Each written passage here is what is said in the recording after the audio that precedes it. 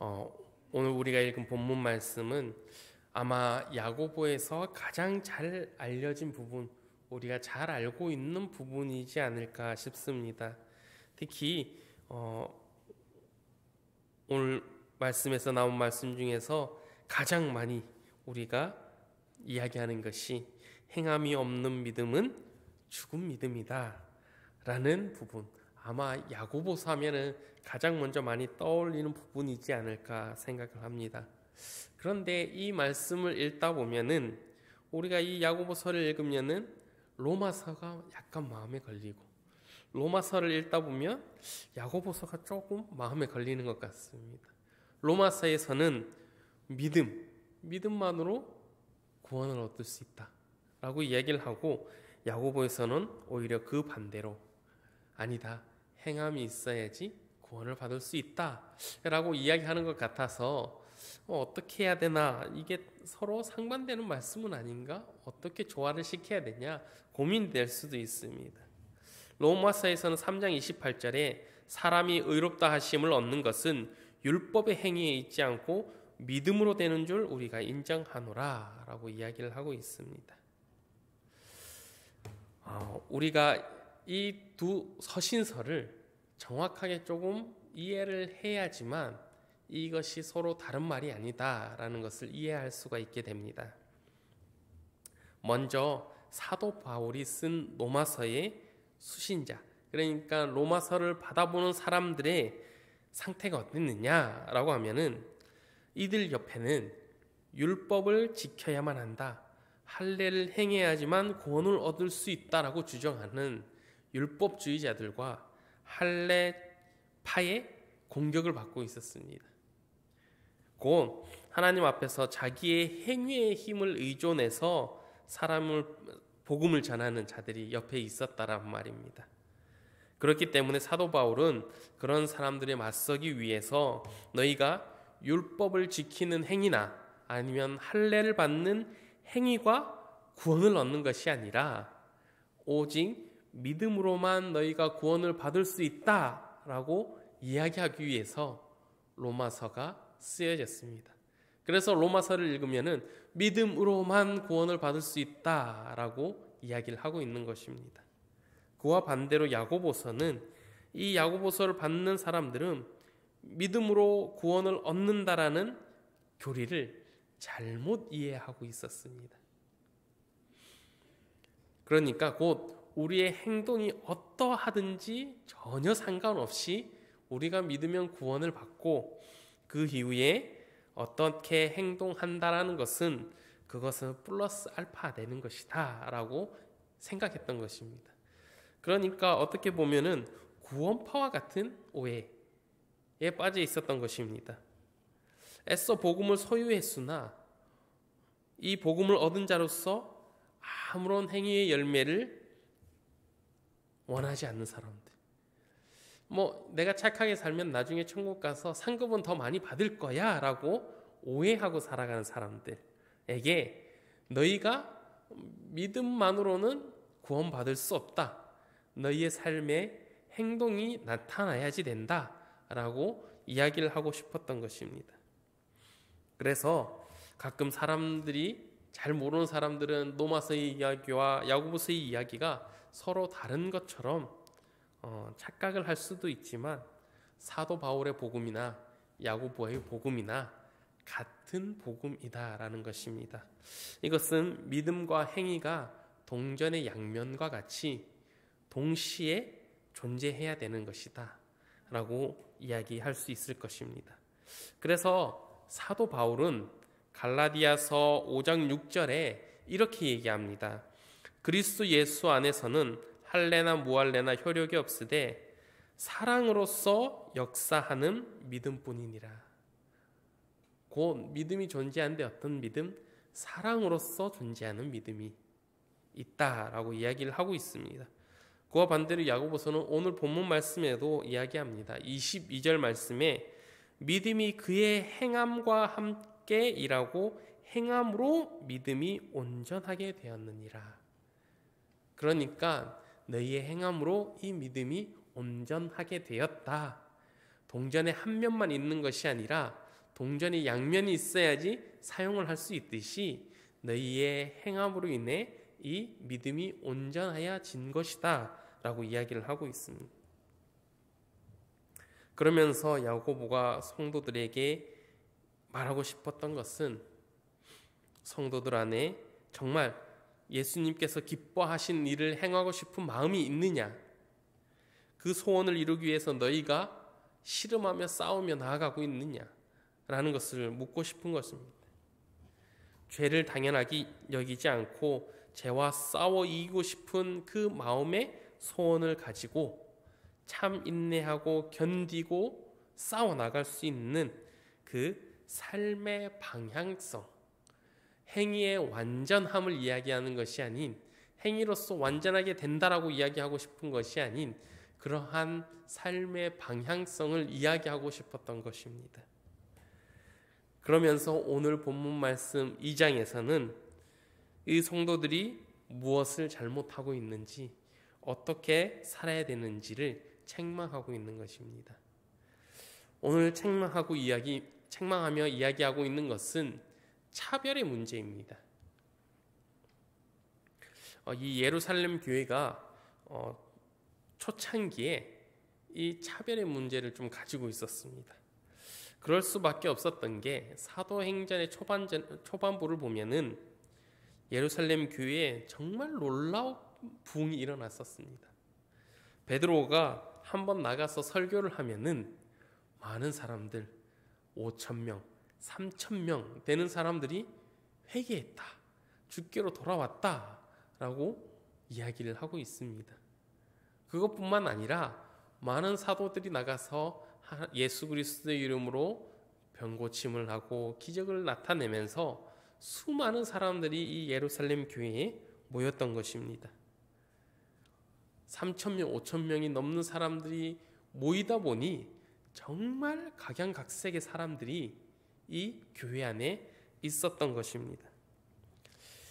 그런데 이러다가 이 교회 안에서의 문제가 일어났었는데, 특히 헬라파 유대인들과 그 다음에 히브리파 유대인들의 싸움이 일어난 것입니다.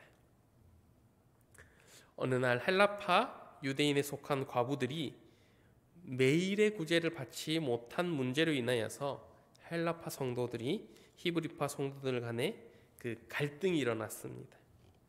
곧 히브리파 유대인들이 헬라파 유대인들, 그러니까 나면서부터 유대인이 아니었던 사람들을 배척한 것입니다. 이방인이다 라고 생각하고 매일매일 구제해 주어야 했던 것을 빠뜨리고 넘어갔던 것입니다. 특히 그들은 대상이 과부였습니다. 이러한 문제들이 이 예루살렘 교회에 있었다.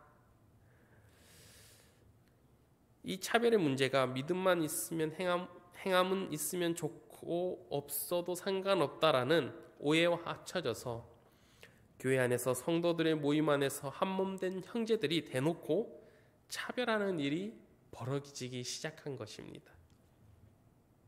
특히 이 시대 로마 시대는 노예 제도가 있었던, 당연하게 여겨졌던, 그래서 부유한 로마인들은 집에 노예들을 가지고 있었습니다. 다.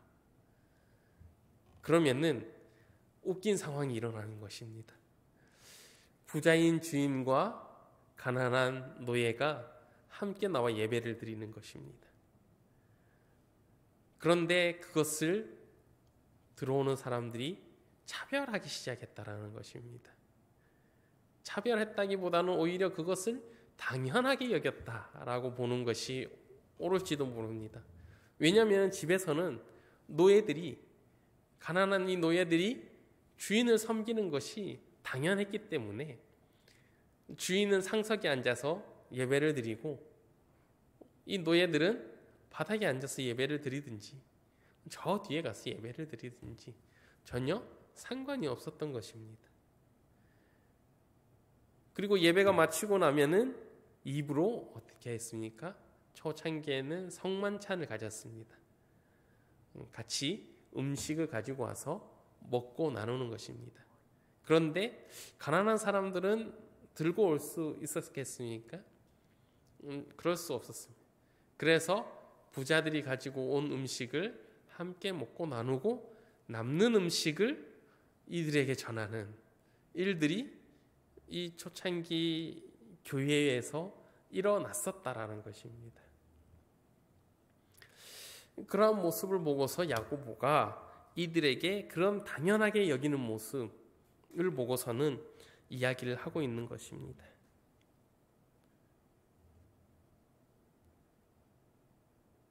오늘 말씀 시작에 야고보서가 그래서 이렇게 얘기를 합니다. 내 형제들아, 영광의 주 곧 우리 주 예수 그리스도에 대한 믿음을 너희가 가졌으니 사람을 차별하여 대하지 말라.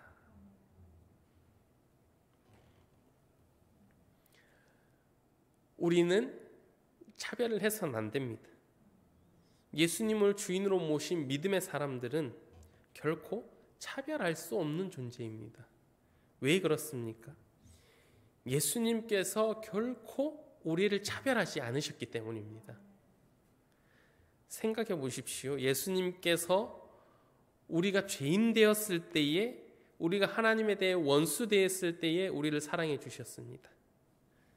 그런데 그때 예수님께서 우리를 차별해서 선택해 주셨다면 우리가 그 안에 들어갈 자신이 있으십니까?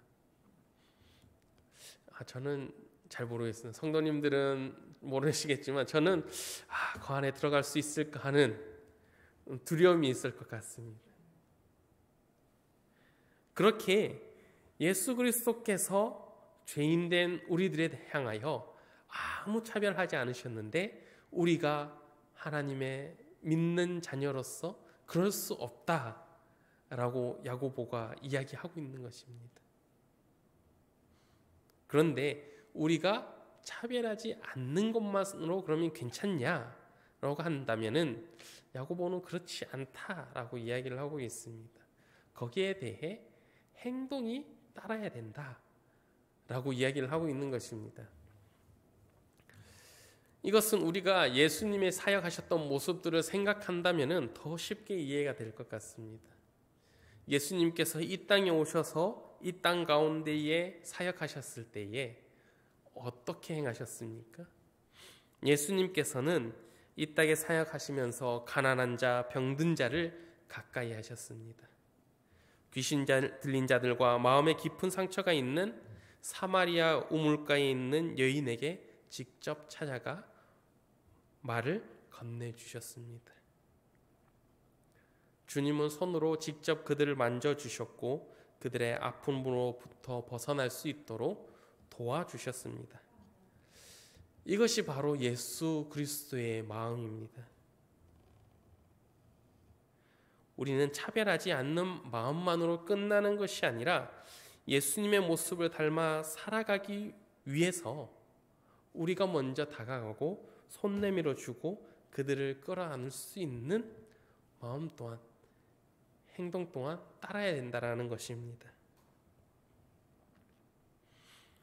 우리 주위를 둘러보면은 어려움을 겪고 있는 사람, 또는 힘들어하는 사람, 지쳐 있는 사람, 가난한 사람, 육적으로나 영적으로나 병들어 있는 사람 많이 있습니다. 우리가 그것을 그냥 보고만 지나치는 것이 아니라, 우리가 차별하지 않아 라고만 지나가는 것이 아니라 그들에게 먼저 다가가 그들을 껴안을 수 있는 그런 삶을 살아가야 된다는 것입니다. 우리 교회는 그 일을 감당하기 위해서 이미 반찬봉사나 아니면 복동이 사업과 같은 일들로 많은 이들에게 관심을 가지고자 노력하고 있습니다. 이와 같이 우리 개인들도 어떻게든지 다른 누군가를 섬길 수 있도록 우리가 행동으로 나아가야 된다는 것입니다. 우리 한 해의 표가 사랑으로입니다. 하나님을 사랑하고 교회를 사랑하는 것으로만 끝나는 것이 아니라 이웃을 사랑하는, 내 주위의 사람을 사랑하는 것이 우리 올해 한 해의 목표입니다. 그렇다면 우리가 먼저 다가가 그들을 사랑할 수 있는 그 마음과 행함이 필요할 줄 믿습니다. 오늘 본문 말씀 26절 마지막에 야고보가 이렇게 이야기합니다. 영혼 없는 몸이 죽은 것 같이 행함이 없는 믿음은 죽은 것이니라. 우리가 예수 그리스도를 주로 믿는다면은 그 믿음에서 나오는 행함은 당연한 것입니다. 올 한 해 이웃을 사랑하며 살아가실 때 주님의 마음으로 먼저 다가갈 수 있는 저희 빛된 교회 복된 성도님들 되시기를 주님의 이름으로 축복합니다. 다 같이 기도하시겠습니다.